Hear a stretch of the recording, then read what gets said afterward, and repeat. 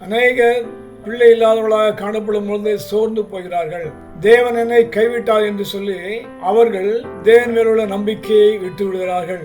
அவர்கள் தேவனை விசுவாசிக்காதபடிக்கு இந்த உலகத்தில் உள்ள டாக்டர்ஸை அவர்கள் விசுவாசிக்கிறார்கள். இந்த உலகத்தில் உள்ள எல்லா விதமான செயற்கை முறைகளையும் அவர்கள் விசுவாசிக்கிறார்கள். நாம் விதமாக தேவனை விட்டுவிட்டு செயற்கை முறைக்கு செல்வது அவசியமற்றது. தேவன் தான் சொன்னதை நிறைவேற்றுகிற தேவனாக இருக்கிறார். இந்த பூமியிலே நீங்கள் பலியை பெறுங்கள் என்று அவர் சொல்லியிருக்கும் பொழுது நிச்சயமாகவே அவர் நமக்கு புத்திர சந்தானத்தை தருவார். புத்திர பாக்கியத்தை நிச்சயமாகவே தருவார். நாம் அவரை மாத்திரம் வச்சுக்கொண்டு அவருடைய சித்தத்துக்கு நம்ம ஒப்பு கொடுத்து அவருடைய பிரமாணங்களையும் அவருடைய கற்பனைகளையும் அவருடைய நீதிகளையும் நாம் கை கொள்வோமானால் தேவன் நிறைவேற்ற நாளத்தை அறிந்திருக்கிற தேவன் நிச்சயமாகவே நமக்கு இரக்கம் பாராட்டி புத்திர